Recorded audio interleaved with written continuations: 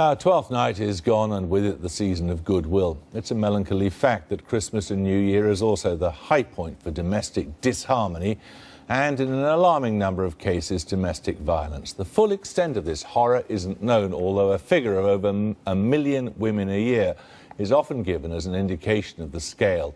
Many women have difficulty persuading the police to take them seriously, but sometimes the abusers do opt for treatment. I'm quite a bit bigger than my wife, so it was very, very easy to intimidate her with my size. So I'd start using that as a controlling measure.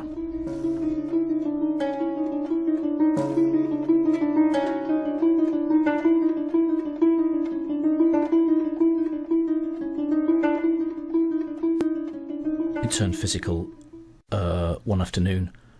My wife wasn't listening to what I was saying, or I didn't believe she was understanding what I was saying, and in my mind she was not being very, very clever or very alert to what I wanted to do. So I lashed out and punched her in the stomach. This was about 8 weeks after my son was born, so obviously it was very painful.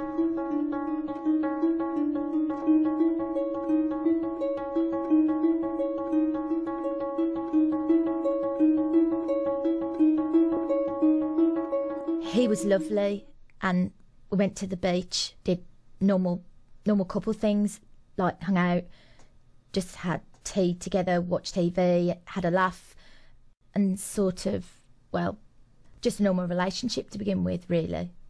Things went from an argumentative situation to a physically abusive situation within the space of weeks.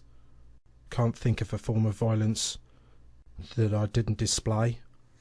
Nearly every part of my body he'd hit, and after a while it started getting to the point where he'd do it where people couldn't see it. Got to the point where I put my hands around my partner's throat, trying to get answers out of her. That she was cheating on you? Yes. And I squeezed and squeezed, and I just couldn't let go. My partner lost all consciousness and fell out of my hands onto the floor. Were you worried that he was going to kill you? Yes. I was very scared that one day I wouldn't wake up from being strangled. I wouldn't not be there no more. It was very sorry.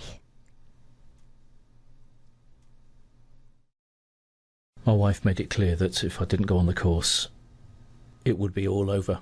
That's where I learned that some of my passive-aggressive behaviours were abuse. In my mind at the time, before I started the course, it was just physical violence was abuse, not the control that I'd been carrying out for the past number of years. My wife recently left the phone on the side and it got damaged, whereas a number of years ago that would have been an exact opportunity for me to be passive-aggressive and bully her and belittle her. It was just, I could basically just shrug my shoulders and go, oh well, we'll get a new one. I quite enjoyed watching Hollyoaks. When the children had gone to bed, I'd sit down and watch Hollyoaks. They were actually doing a storyline on domestic abuse, and I was watching it and I was like, that's me. I need to sort of get out of this, because it was showing that it was getting worse and worse to the point that she was going to get seriously hurt. And I thought, no, I've had enough. I'm not doing it no more. I need to get out. And I went upstairs and called the police. Admitted to arguing with my partner, but any physical damages to herself, to the property, I flipped. I made it her fault. I accused her of hitting herself. They phoned up and said, no, we've dropped the case again. So I was like, right, okay. Did you want that case to be dropped? No. No, I didn't want it to be dropped. I wanted him to be punished for what he'd done to me. I'd given up on everything. I very rapidly went downhill. I got suicidal. I took an overdose. I didn't know where to go. I engaged myself on the course. I asked for a self-referral. He's a completely changed person to what he was. He can actually hold his temper for an awful lot longer, and he's able to recognise when he's getting to the point where he's going to explode, and he will leave and take a time out. Do you think that you're cured? No. My belief is I'm still exactly the same person. I still have the ability to get that angry, be that aggressive, but I have the tools and I have the management techniques to control my anger and do something more positive with it. I wouldn't say he will never do it again, but as long as we keep recognising it and keep working at it and keep putting the things in place and recognising the signs, we can get through it without it getting to that point. Why should we believe you now? It's a question of trust. I don't expect people to believe me now. I don't expect anyone to believe me. Ever. Because I have diminished the trust to that level. It's people's own decisions whether to trust me again or not. Well, now the names were changed in that report to keep the contributors anonymous. The question was raised, are these programmes that perpetrators go on the way forward? We're joined now by Colin Fitzgerald of Respect, the organisation that regulates these courses, and by Polly Neate, the Chief Executive of Women's Aid. What happens on these courses? Well, it depends from course to course, but broadly what happens is that men are asked to come on the programme. As a condition of their attendance on the programme, they have to provide their partner support details, so their partners get support at the same time, and then they're basically asked to look at their behaviour, and they're held accountable for their behaviour and asked to take responsibility for it. Can you, as it were, cure anyone who comes onto a course?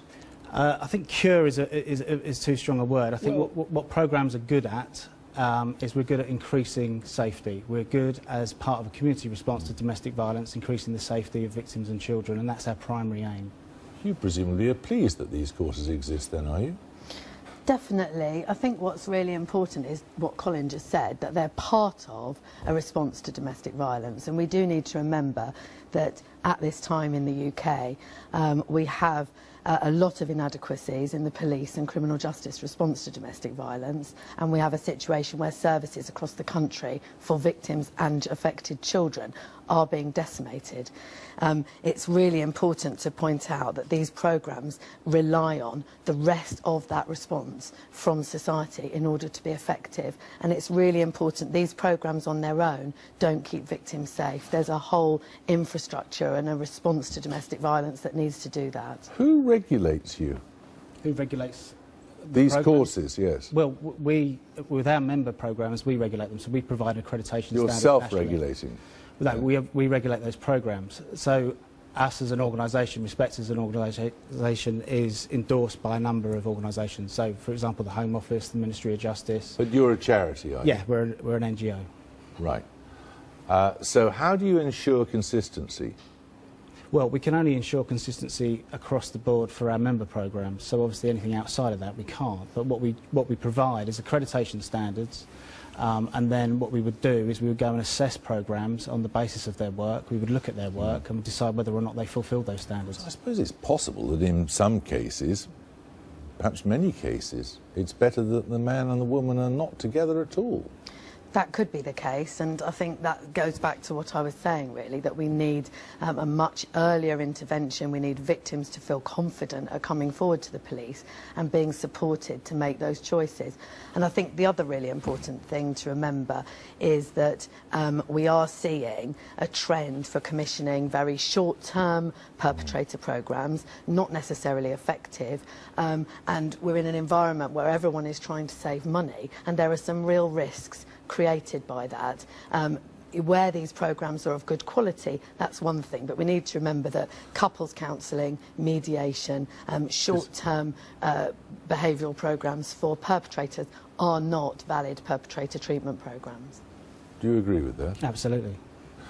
Is there a danger that if you teach a man somehow to manage his behaviour so that he's not overtly violent, that there's a danger he may start to find more subtle ways of being abusive? Is there a worry about that? Yeah, there's absolutely a concern, and that's why the primary aim of the programmes that we endorse and that we regulate, as it were, we ask that the primary aim is to increase safety, first and foremost. That can only happen if there are linked partner support services. In other words, the guy comes on the programme and he signs up to limited confidentiality, because we know that one of the reasons that women, for example, will stay in relationships with men that are abusive, over and above children, is if their partner is getting some support. So the type of support he gets is absolutely vital. Yeah, I really agree with that, and I think it's you can't emphasise enough the importance for services that actually protect victims and give them choices in the situation. I think the other thing to say is this is not just about anger management. It's not just about a guy learning to control his temper, because domestic violence is about coercion and control, and it's quite calculated. It isn't just somebody who can't keep their temper. It's a much more complicated set of behaviours than that, and it's really important that those are addressed. It's not just about a 6-week anger management course and calling that a perpetrator programme. Thank you very much, both of you.